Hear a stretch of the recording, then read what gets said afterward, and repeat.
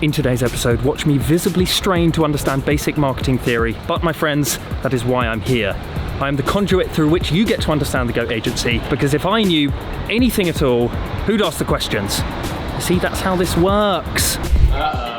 What's this, coffee number 1, 2, 3? It's coffee number 0 and it's actually tea number 1. Oh, yeah. Good morning. Good morning, you alright? Emily Hall, good morning. God, you're walking at quite a clip. Do you know what I've realised? You've got to be kind of crazy to do this every day. I'm not complaining, I'm quite tired and it's day 3. It's the start of day 3.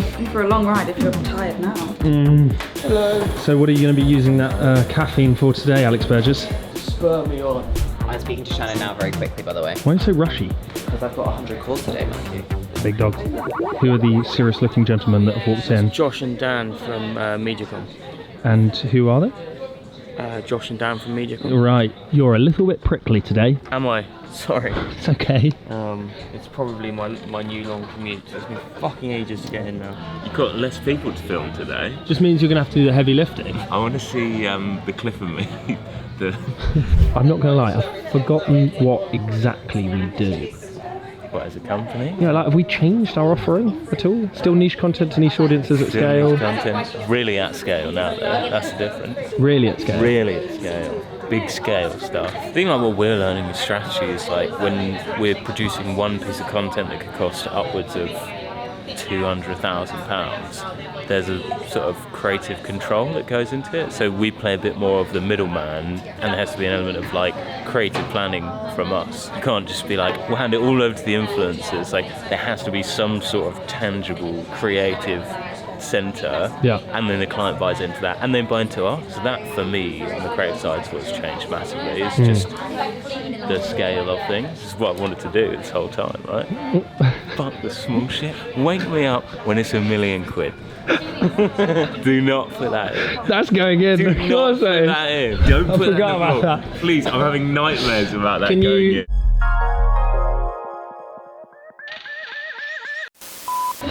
I'm going to repeat word for word. That's the thing we're going to be talking about most over the next 6 months, which is Omni-channel influencer marketing. omni-channel influencer marketing, which I have zero idea what it means. Do you want to talk to me for 2 minutes about omnipresent marketing? No. Okay. Omni-channel something. I've forgotten what it was. Apparently it's the most important thing to our business in the next 6 months. Omni-channel. Yeah. What's the rest of the phrase? Omni-channel. Omni-channel marketing. Like us having influence stuff on social, but then across other socials Exactly. as well. I think that's what you're getting at. Is that a known phenomenon? Yeah, like digital out of home, print. But I thought influencers just lived on Instagram. How long you worked here? Many years. Influencers are not just Instagram. I want a better analogy than a virus, but something that sort of spreads in a positive way. Penicillin. You've just compared influencers to an antibiotic. I wouldn't go that far, but are the creative strategies that you're coming up with omni-channel? No, but a big part of joining the group is that we have to work in an omni-channel way and proving the value of influencer in an omni-channel environment. What we should talk about is how social first has replaced TV first, right? Where the content, because the content is so optimized on social and it's becoming a bigger part of it, if you've already got great content there, we're now taking that onto other channels as already optimized content. So we're taking influencer content into programmatic, into digital out of home, into TV in some environments, into social paid and lots of other areas. And that is what, when people are talking about omni-channel or this, that and the other, in this building, in GOAT, that's what they're talking about. How do we get influencer content to work harder? So it's supposed to be that like transcendence of influencers are becoming celebrities that you can put on a billboard. They're not just like TikTokers. Yeah, they can actually, move the needle. Is this really the next stage of influencer marketing? No, definitely. It creates that stronger brand affinity. It means that we're able to kind of like tap into other channels, and also influencer creative is often cheaper than having to get like a full TV ad, etc. Yeah, of course. So this shit could get even bigger. And it's gonna.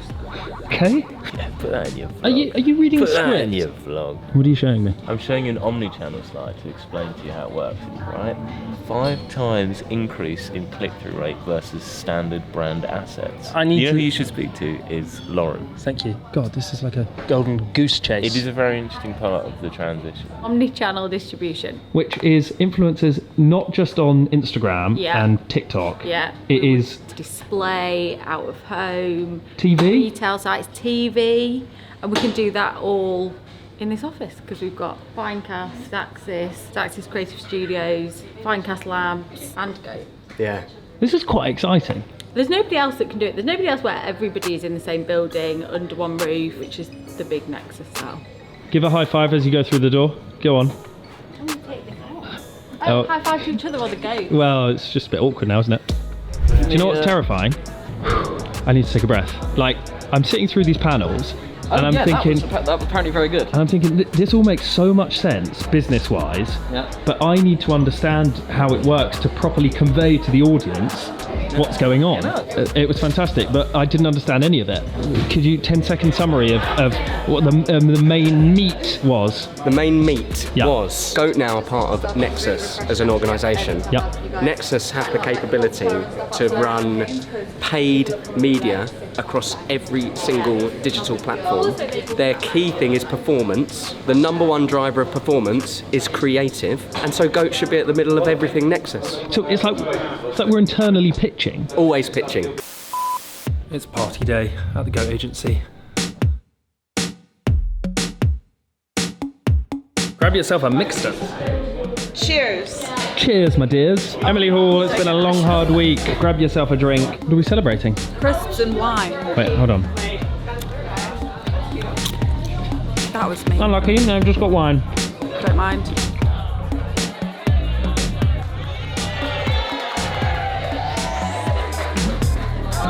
Go on, do some directing movements. You need to be in as well.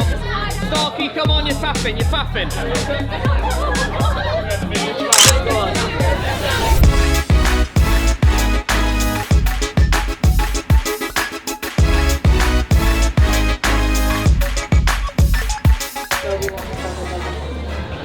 How clean are your hands? Don't know.